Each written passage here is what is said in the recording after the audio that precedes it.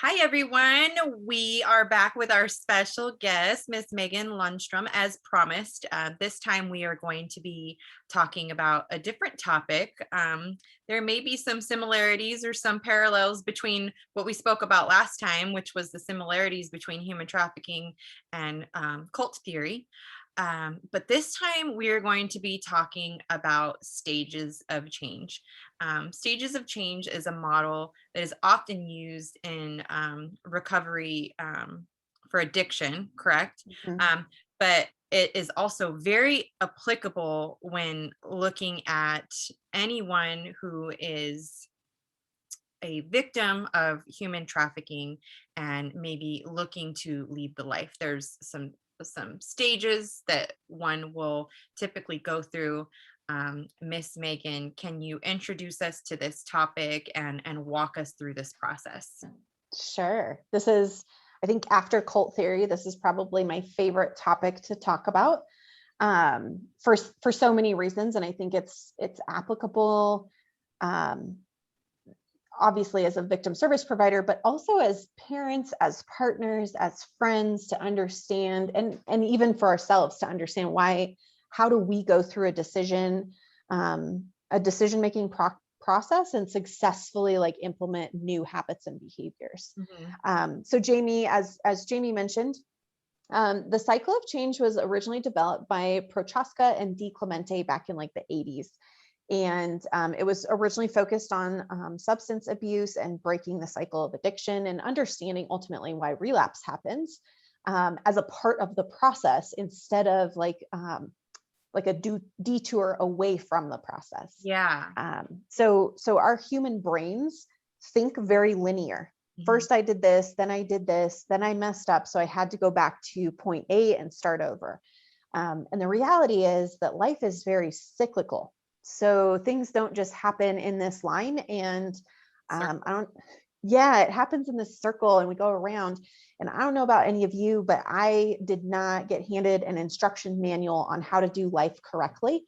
Not when I was born, not when I turned 18, not when I turned 21. Like I've never been given that instruction manual. So anything that we do, we're probably not going to get it perfect the first time. And that's actually part of the process is those what we refer to as failures or mistakes or relapses. Like actually that's how we learn is by Yeah. learning like, oh, this didn't work, but I'm coming out of this with a whole new perspective or a new tool. So the stages of change, I love drawing this parallel back to like who we are as people and thinking about just like day-to-day behavior changes. So um, say November, we start going into the holidays. We're eating lots of food, we're drinking, we're having a good time, we're meeting up with family, spending a lot of time watching like our favorite holiday movies, probably not doing a ton of physical activity in there. But we all know like, okay, December 31st, we're going to like do our New Year's party. And then January 1st, it's New Year's, it's time for New Year's resolution. And I'm going to go back to the gym and I'm going to go to the gym 6 days a week and I'm only going to eat salads twice a day and an apple for breakfast. And like, that's all I'm going to eat.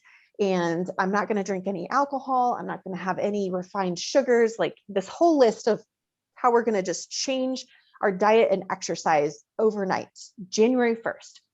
And I know like I've had a gym membership for years. So going to the gym and you see this flood of people in January.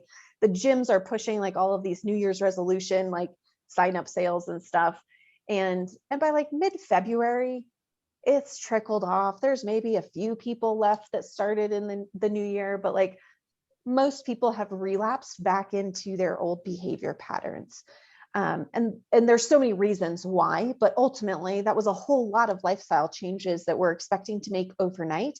And oftentimes, as we start to implement those, we realize we don't actually have all of the tools and support to be able to maintain those long term.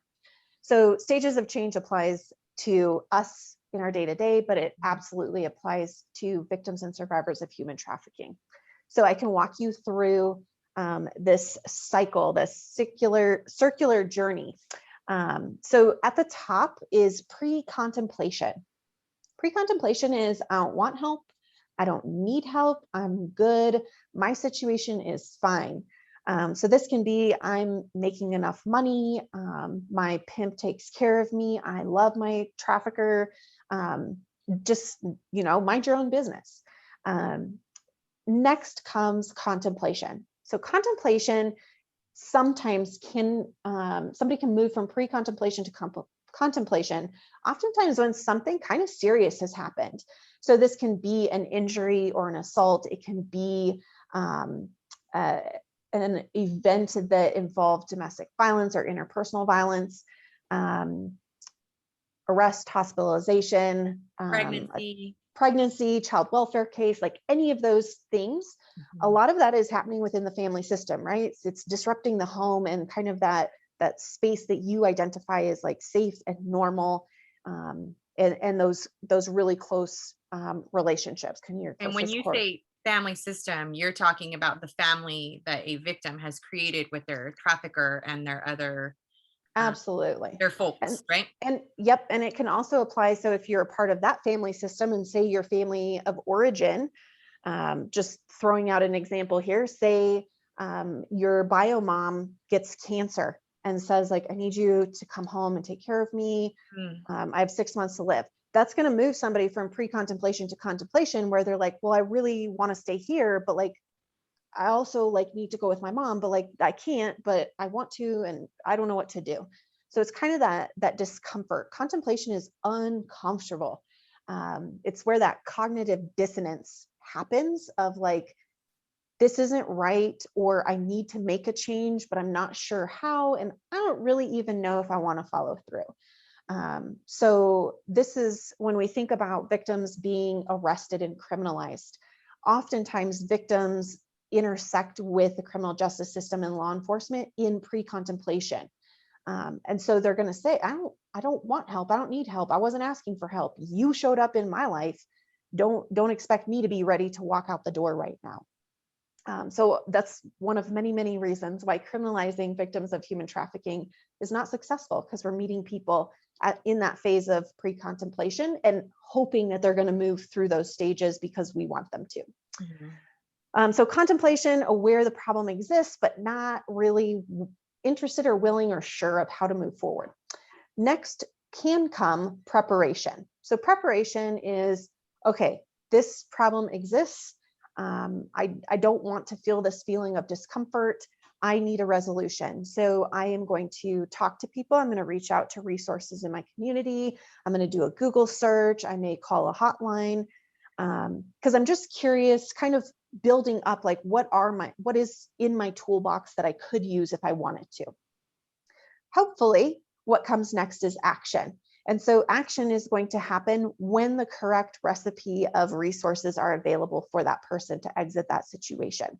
If not, if they're looking and they're in that preparation phase and they're looking for resources and they don't qualify for services, they're either too young or too old for services, they're not the right gender for those services, they're going to go back to pre-contemplation.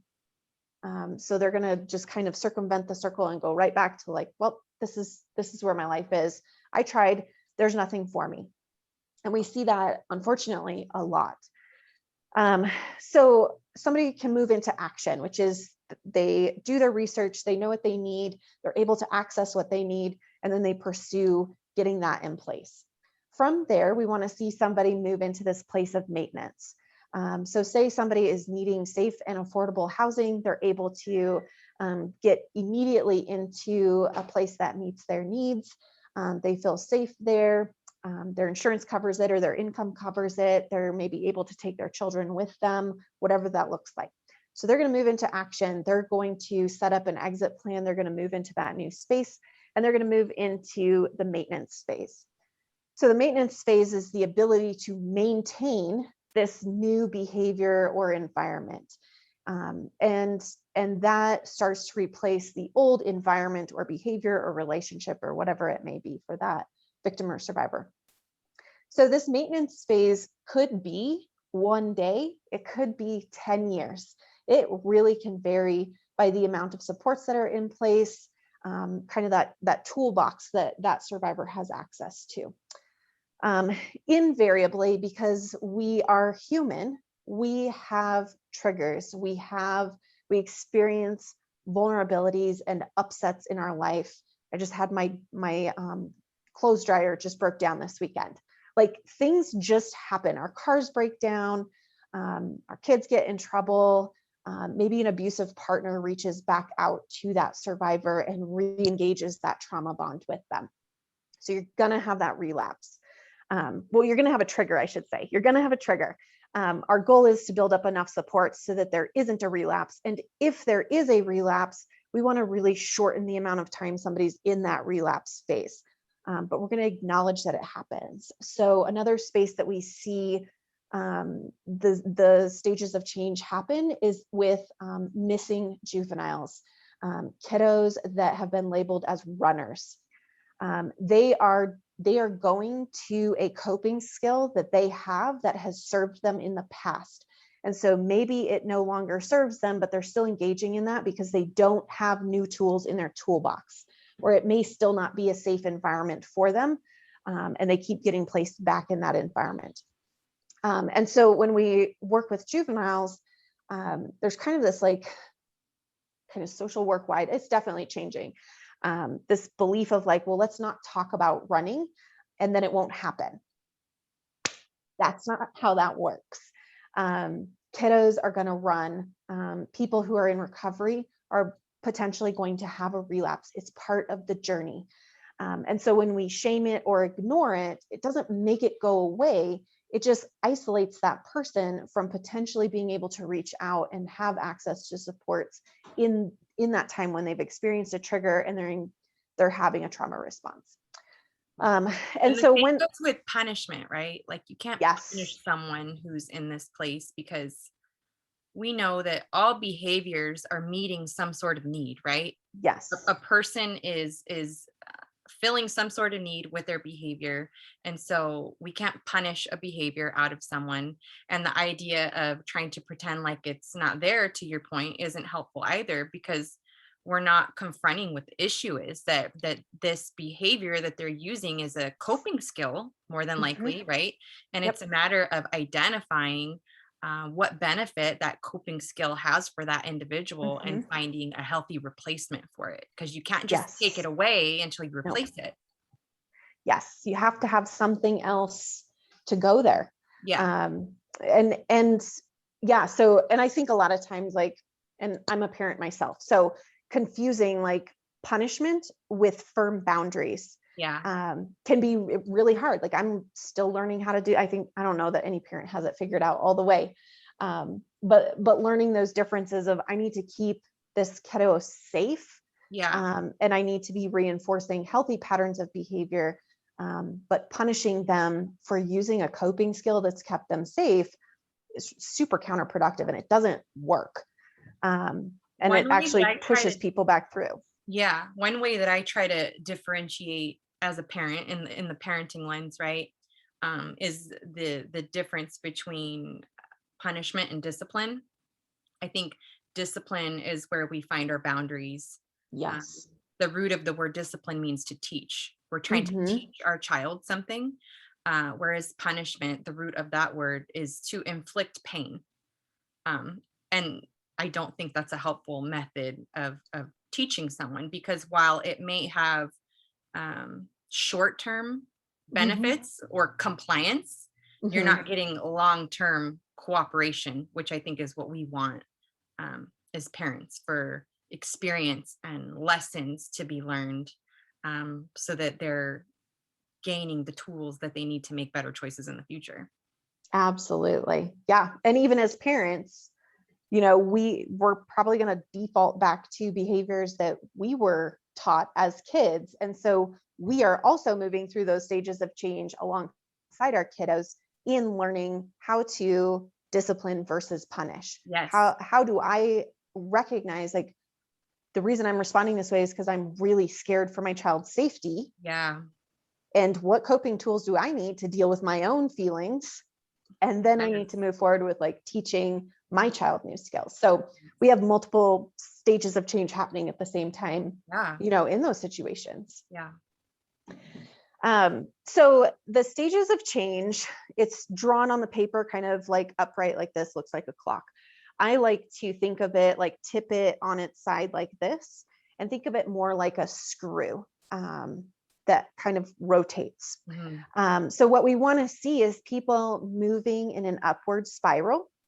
We're going to see people move through these stages of change. This is how humans move through behavior and environment changes. So we want to see upward. What we want to see is a longer maintenance phase, a shorter relapse and shorter pre-contemplation. And we also want to see people making contact during relapse and pre-contemplation. So we have a client in some of our programs, longtime client, and I've gotten to walk with her on her journey for many years.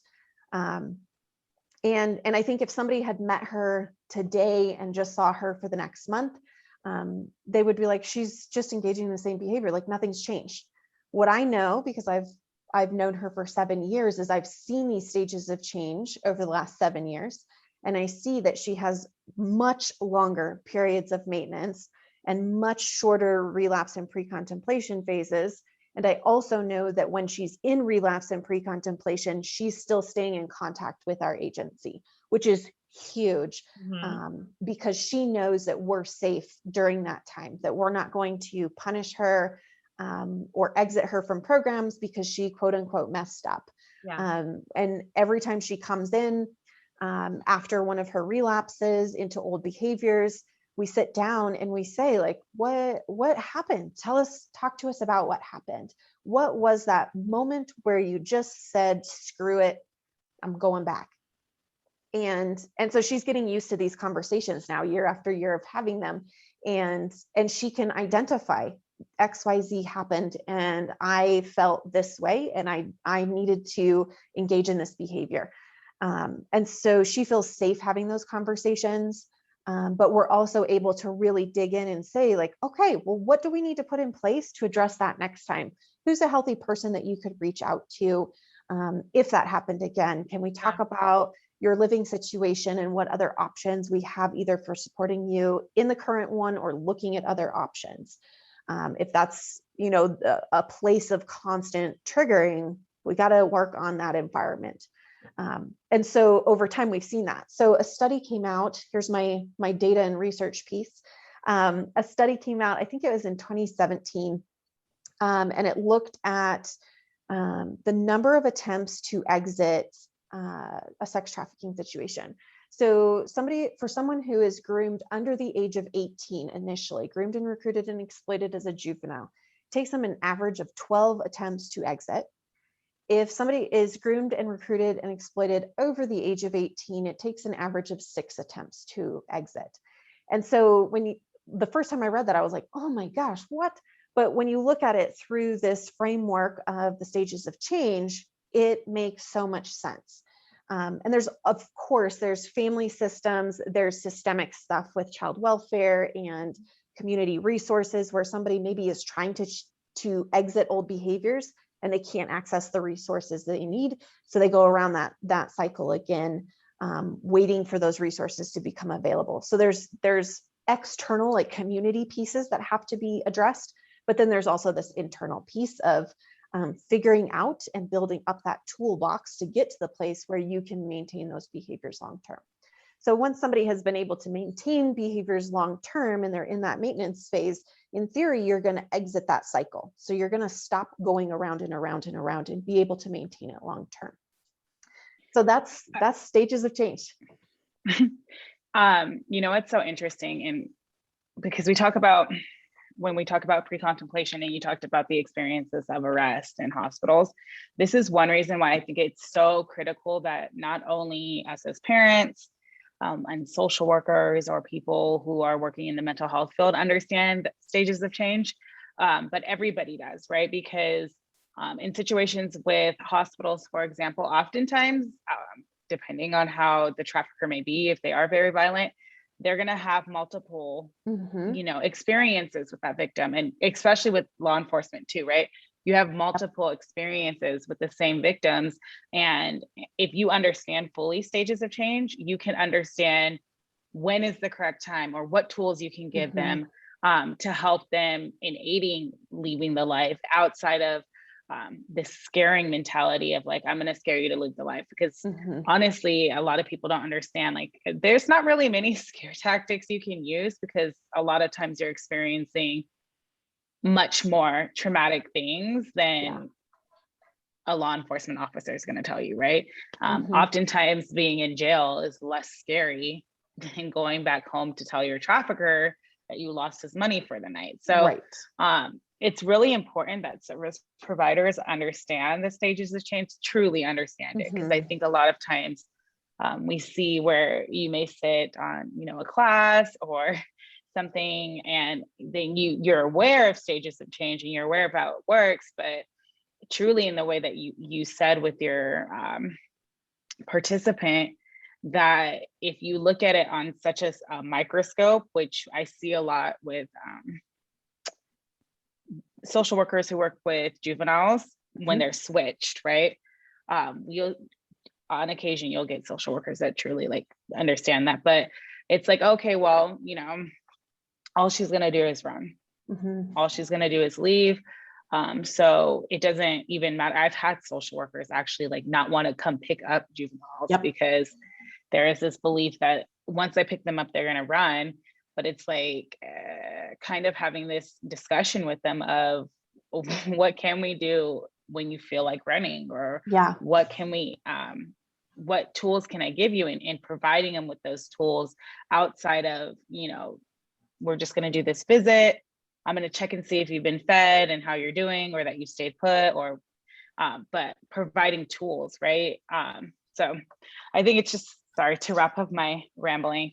It's really critical that we understand as service providers the stages of change, because all participants, regardless of, and not even just human trafficking, any participant in any program is going to go through this model.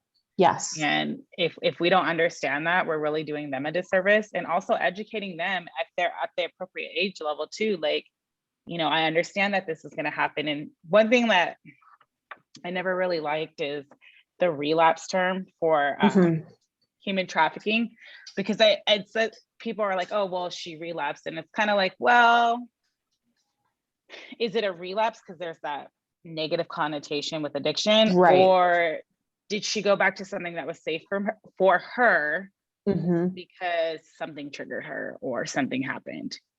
So almost like, okay, well, she went back to her safe space, right? Not necessarily that it may be a safe space, but that's what her brain believes this one, right? So exactly. Thank you for sharing all of that. Right. Yeah. It's what's familiar to her or him. Familiar and predictable feels safe. Yes. Even if what is familiar and predictable is not, right? Right. Our brains are funny things that way. Speaking of brains, that little data tidbit you shared is super fascinating, just that the rate doubles for recidivism if you're under the age of 18. And I wonder, for sure that has a connection or a correlation with trauma bonds, right? Sure. But it leads me to believe that when we're under a certain age, and because our brain is still developing, we're probably much more susceptible to trauma bonds and being connected to certain patterns than we are when we're a little bit older and our brain has developed a little bit more, and those connections have already been made, right? Absolutely. So my older two kids are 17 and 14. And I constantly am like tapping myself on the forehead, because I'm like reminding myself, like, they don't have a prefrontal cortex that's working yet, because they're just impulsive. Yeah. And they just respond to emotions or perceived danger or perceived fun without 5 seconds of thought. They just go do whatever. Yeah. And then after the fact, they're like, oh, that wasn't a good choice. Like, Mom, I messed up. I need help. And so absolutely, I think that, the 12 attempts for juveniles to exit has to have a correlation with, they literally do not have the brain functioning pieces yet. That's still developing. And so just as an example of using this, like going on the run or going back to a boyfriend or a girlfriend who's actually ultimately hurting them, they're going to be impulsive. They're going to just make that decision, and then after the fact be like, ooh, that probably wasn't a great decision, and now I need help. And so it takes growing up and allowing the brain to develop fully so that you can think about things, more than 2 minutes into the future. So yeah, I think so. And that's I where would the idea of harm reduction, right? And having a safe place to land, knowing that there are going to be those relapses, but giving them that safe space to come back to then re-enter onto the cycle of going back into hopefully action and maintenance. And then also not ever devaluing the importance of planting those seeds for people who are in that pre-contemplation phase or the contemplation phase, because that's the resource that they're going to reach out to when they feel like they're ready, right? So there's always value in that, not being pushy, like Liz said, like knowing where they're at and knowing how to approach them in a delicate way so that the information is maybe put in the back pocket and used when they're ready. Yeah, at the Avery Center, I actually have a chart that I'm working on, combining several different frameworks. The stages of change is one of them, and I'm trying to combine it with like Maslow's hierarchy of needs, which I've also rearranged because, like you mentioned, Jamie, I think in the cultic theory video, the belonging is like a core human need, and on Maslow's hierarchy, it's like in the middle, and I'm like, actually. Like it really drives people at like a basic needs level. Primal.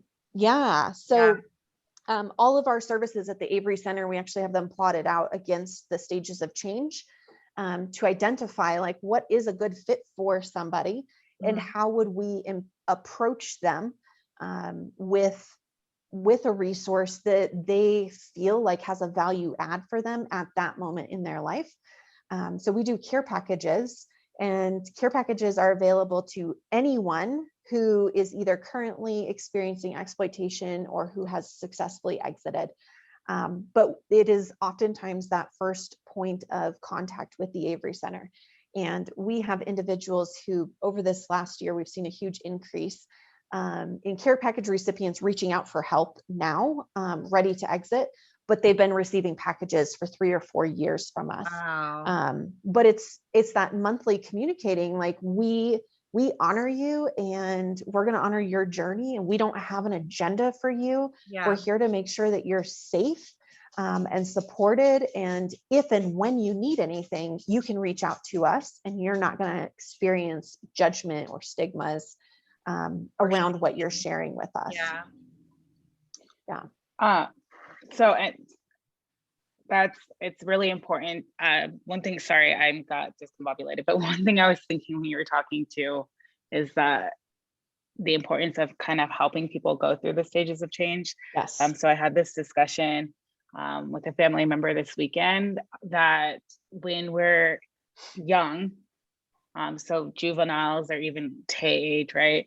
We don't really understand that, and I use Jamie's strands of grace, but people who are around us to support us, because when you're especially when you're in a life where you're engaging in different activities, while the support systems may be there, you're not even able to see it, right? But as we go through the stage of change, we start to more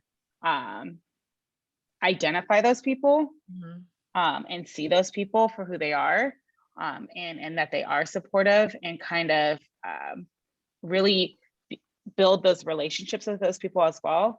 So when you get to the point of relapse, it's much easier for you to go back and get the same supportive services. But I think a lot of times people don't realize is you're really blind to that when you're into it, even though the people, and even for me personally, my support system was there for me the whole time. They were there. I have the same support system as when I was engaging in the things that I was doing. but I didn't see them as a support system Right. until after I kind of, not even just after I left the life or the situation that I was in, until I did some work and said like, oh, okay, well, it makes sense now. So I think it's important for people to understand, especially as parents, is sometimes we can't be mad when, because I've heard that too. It's like, well, you do have a support system. I'm here for you. When our kids don't see it, Mhm. and because they don't process, I really, and how you said, where they're not developed yet, they don't see it that way, you Right. know? Yeah, absolutely. And traffickers can manipulate who your support system and resources are Right. in ways that you come to view them as your enemies. Yeah. So, like my trafficker telling me, if anybody ever finds out what you're doing, like CPS is going to take your kids. And Right. and so then being terrified to ask for help for fear I was going to lose custody. And ultimately, in my situation, when I did escape, I ended up getting a restraining order against my abuser, and he kept violating it. And so one of the officers that came out one time, I told him like, well, this is kind of what's going on. Like, I didn't disclose trafficking, but I disclosed engagement in the commercial sex trade. And I was like, well, my boyfriend told me that like I would lose custody of my kids if anybody found out. And he said, actually, that's not true. Here's what the law is here in Colorado. And he actually was such a huge piece in moving me from this like pre-contemplation to contemplation to preparation. But I viewed the police as like, those are the enemies. Like, you don't ever talk to the police. And then that situation was so chaotic that I was so desperate. So I disclosed this in a moment of panic. Mhm. And he was like, actually, like, that's not true. Like, here's a resource for you. Here's a tool. And it started to break that trauma bond and move me through those stages of change, because I realized like these people aren't out to get me in my specific situation. He actually explained that my trafficker being in the home based on who he was and what he was doing there was actually what was going to cause me to lose my kids. And so knowing that piece, I was like, oh, that light bulb. And as you Uh-huh. said, Liz, like kind of those blinders come off and you're like, oh, like there are people around me, and like what else, who else has my trafficker lied about? Like I have a family of origin that has been supportive, but my trafficker manipulated things so that I saw something completely different than what was in front of me. Such a great example of how small interactions Oh, can make tiny. such huge impacts, and Mm-hmm. also the value of explaining this process to someone going through it so that they understand where they're at, right? And Mm-hmm. understand that it's normal. There's nothing wrong with me for being here or there or wherever I'm at. This is a part of a process, and this is me living out my human experience. It's not just me. There's nothing wrong with me. I'm doing what everybody does when they're going through any kind of change, right? So, Yeah. oh, Miss Megan, thank you so much. We're Thank so you. grateful for you sharing your knowledge and your wisdom and educating us and all of our students that we are sharing um, this class with. So again, super grateful for you, for your time and for participating with us. Um, and just thank you, thank you, thank you. Thank you. Can't Thank you say that so enough. much. So as always, everyone, we hope that you take care of yourself, and we will be back soon with some more information for you all. So take care. Bye-bye.